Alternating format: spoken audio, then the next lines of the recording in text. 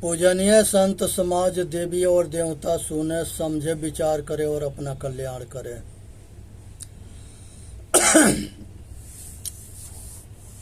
महाराज परीक्षित जो है एक धर्मात्मा राजा हुए और अभिमन्यु के पुत्र थे। अभिमन्यु अर्जुन के पुत्र थे और बहुत महान राजा परीक्षित जी हुए। उनके राजकाज में जो है बहुत धर्म परायण, धर्म नीति से प्रजा के पुत्रवत व्यवहार करते थे और सबके रक्षा करते थे। संयोगवश महाराज परीक्षित जो है जंगल में शिकार खेलने जाते हैं और उन्होंने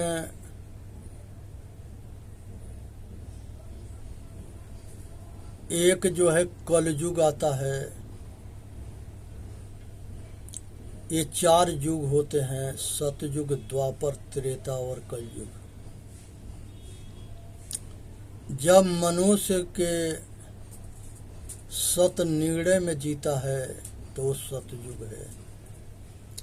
मनुष्य जब दुविधा में जीता है तो ये द्वापर है और मनुष्य त्रिविधा में जीता है तो ये त्रेता है। और जब अहंकार खोपड़ी पर सवार होता है, अब पाप कर्म पर उतारू हो जाता है, वो कलयुग है। इस समझने के प्रयत्न करने हैं। यहाँ पर कलयुग जो है महाराज परीक्षित से कहता है कि हे महाराज, अब हमारा भी समय आ गया है, आप हमके भी जो है अपने राज में रहने का जगह दो, क्योंकि ये सब चक्रवर्ती सम्राट थे। महाराज कहे कि तुम ही बताओ कि तुमके रहने का जगह कहाँ दे। उन्होंने जो है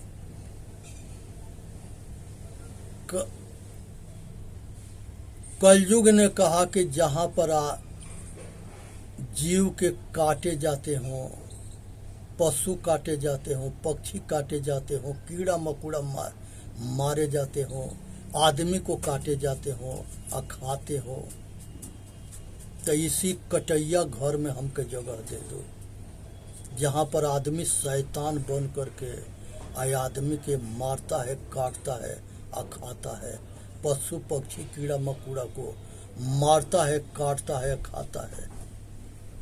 महाराज परीक्षित कहे कि हमारे राज्य में ऐसा कहीं जगह ना है जहाँ इस तरह के कोई काम होता है। कहा कि महाराज आज्ञा दे, हम जगह बना लेंगे। पूछे कि वो, उसने कहा कि महाराज दूसरा जगह दो।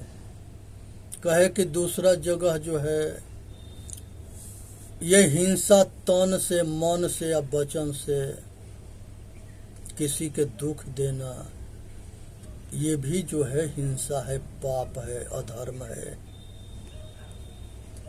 तन से, मन से, वचन से किसी के दुख न देना।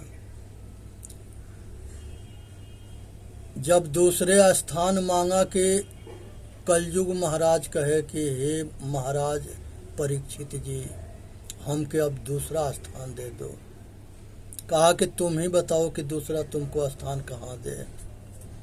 वो कहा कि जहाँ पर मनुष्य गुटखा बीड़ी खा करके, सिगरेट, गांजा, भांग, चोर से अफीम, शराब, शबाब, जहाँ पागल बन हो जाता है,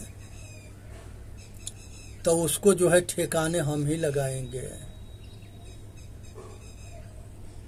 तो ये जितने शराबी हैं, नशाबाज हैं, इनके हम तोड़ाई करेंगे, ठिकाने लगाएंगे।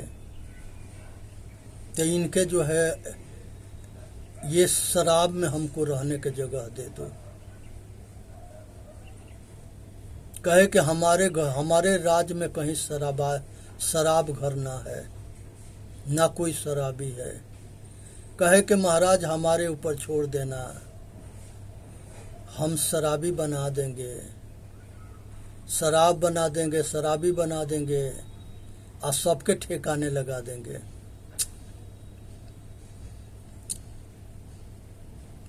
कलयुग कहा कि महाराज अब हमके तीसरा स्थान दे दो। महाराज जो है परीक्षित कहे कि बोलो तीसरा कहाँ दे दे तुम्हारे के। कहे कि महाराज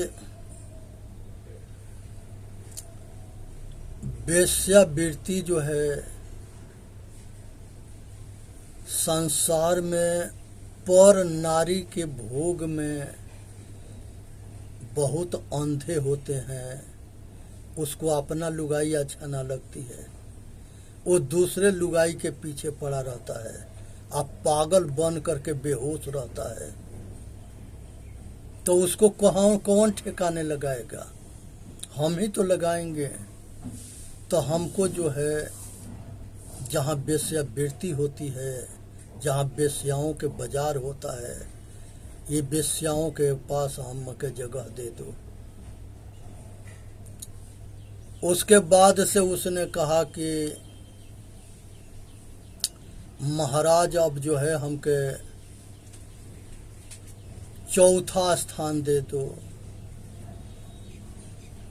महाराज परीक्षित कहे कि तुम ही बताओ कि चौथा स्थान तुमके कहाँ दे। कहे कि महाराज जहाँ पर हार जीत होता है और जूता जूतमी होता है, खोपड़ी फोड़ी जाती है, मेरा तेरा होता है, कोर्ट कचहरी होता है, ये इस जगह हमके जगह दे दो। जितने मूर्ख होंगे उनको हम ठिकाने लगा देंगे। ये मूर्खन के काम है लड़ना भिड़ना, जुआ खेलना, हारना जीतना।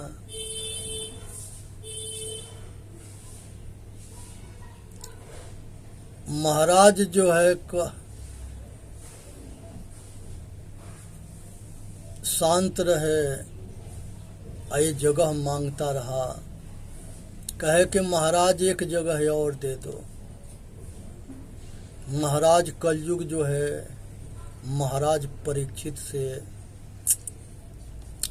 5वां जगह मांगता है। महाराज परीक्षित जो है कहे कि तुम ही बताओ कि 5वां जगह कहाँ दे दे।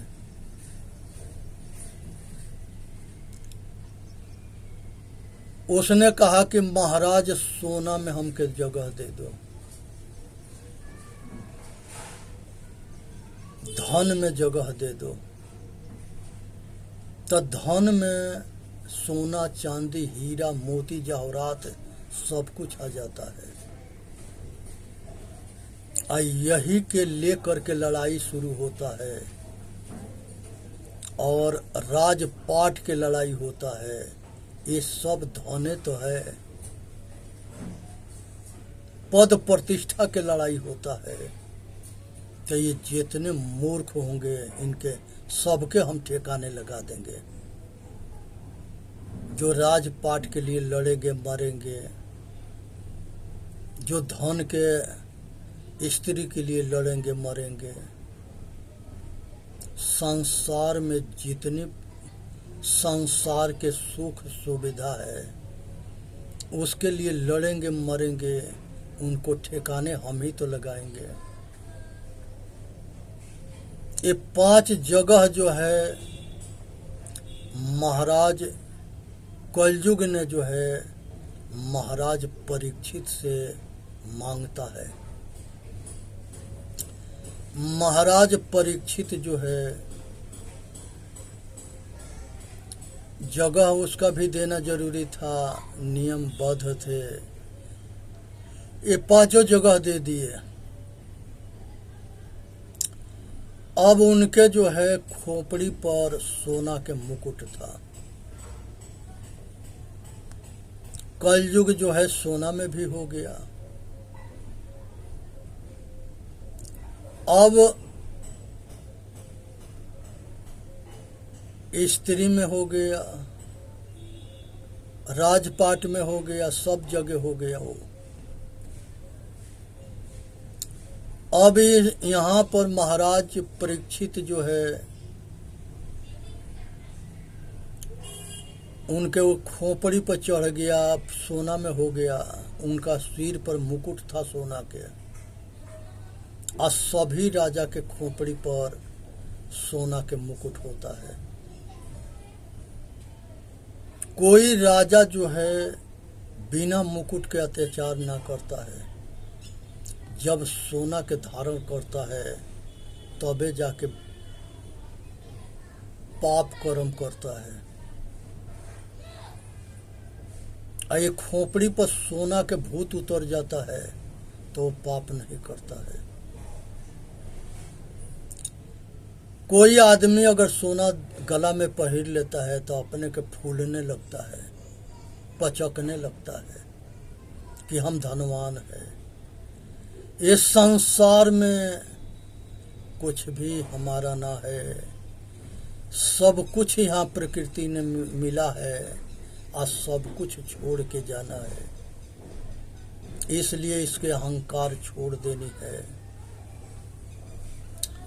यहाँ पर जो है भगवान भोले बाबा के दो मित्र जो है तप कर रहे थे।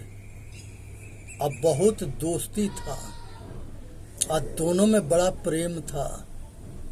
दोनों भोले बाबा के तप करने गए कि भोले बाबा से मांगेंगे सुख सुविधा समृद्धि। भोले बाबा प्रकट हो गए और भोले बाबा जब प्रकट हो गए तो कहे कि बोलो कि तुम लोगों के क्या चाहिए। ये सब अभी सोच रहे थे तो वो कहे कि 2 वरदान देंगे, लेकिन जो पहले मांगेगा उसके बाद वाला के डबल मिलेगा। एक कलयुग के प्रभाव आता है, अब शुरू हो गया। अब ये दोनों मित्र भ्रमित हो गए कि कौन पहले मांगे, और दोनों डबल के चक्कर में पड़ गए।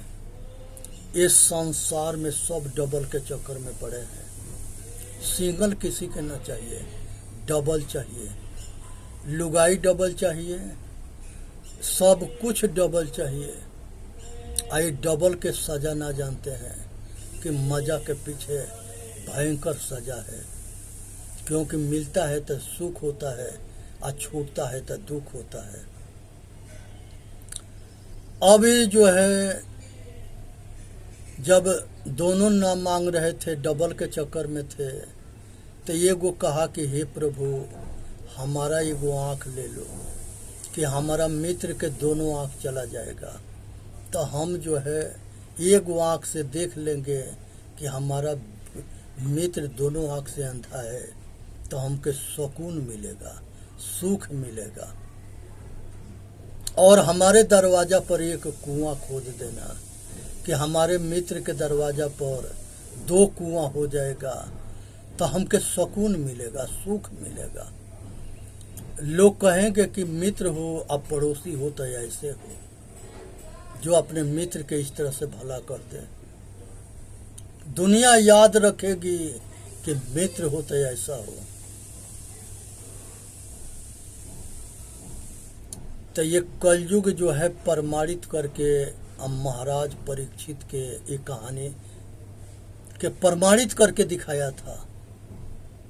और कलयुग जो है दूसरा भी प्रमाण देता है। क्योंकि महाराज परीक्षित कहे थे कि तुम कैसे शासन करोगे, इसके हमके प्रमाण दो। तो एक प्रमाण इस तरह से करके दिखाया। और दूसरा कहानी सुनाते हैं। 4 मित्र थे, हिंदू, मुसलमान, सिख और ईसाई, और चारों बड़े बुद्धिमान थे, बहुत कर्मठ थे, बहुत शक्तिशाली थे, सब तरह से ठीक ठाक थे। ये चारों मित्र गए कमाने के लिए। रास्ते में सोना के खान मिलता है और कलयुग महाराज परीक्षित जो है वो चारों की कहानी देख रहे थे कि कलयुग कैसे कैसे कर रहा है। जब सोना के खान मिला तो हिंदू मुसलमान सिख ईसाई चारों पागल हो गए। कहे कि अब क्या ज़रूरत है, अब तो सब कुछ मिल गया। अब फूले ना समा रहे थे खुशी के मारे। कहे कि अब तो हम लोगों को सब सपना पूरा कर लेंगे।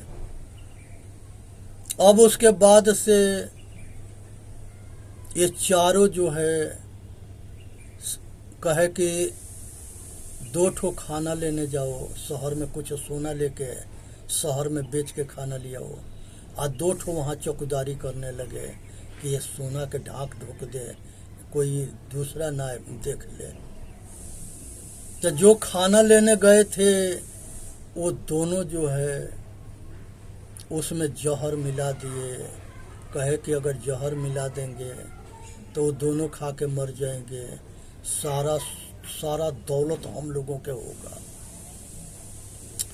जो यहाँ पर बैठे थे ये दोनों हथियार लेकर के कहे कि वो जैसे आएंगे दोनों के हम लोग मार डालेंगे, फिर हम ही दोनों ये संपत्ति के मालिक हो जाएंगे। तो यहाँ पर जो है शहर वाले खाना में जहर मिला लिए और जो यहाँ पर थे ये पीछे दोनों पर आवार करके एक एक करके मार दिए। खाना गिर गया। वो दोनों जो शहर से आए थे उसको ये दोनों मार दिए। ये दोनों यहाँ पर शहर से आने वालों के मार दिए। खाना गिर गया और वो खाना में जहर ये दोनों मिला रखे थे, वो दोनों मर गए। तो हिंदू मुसलमान सिख ईसाई ये सब जो है होशियारी के पीछे मरते आए हैं, आज मर रहे हैं, आगे मरते रहेंगे। कुछ पले ना पड़े, कुछ साथ ना लगे, जैसा करोगे वैसा भरोगे। ये ध्यान रखो, होशियारी मत करो, ईमानदारी रखो, किसी के संगे धोखा मत करो। जो बोगे वही काटोगे, दुनिया में कोई बचौनिहार ना है। तो ये कलयुग ने बाकायदे जो है प्रमाण करके महाराज परीक्षित को समझाता है और शासन शुरू करता है। कहता है कि महाराज आप जो है अपने जगह शासन करो, हम अपने जगह शासन करेंगे, क्योंकि समय के अनुसार आप भी अपने राज्य के शासन करो और हम अपना शासन करेंगे।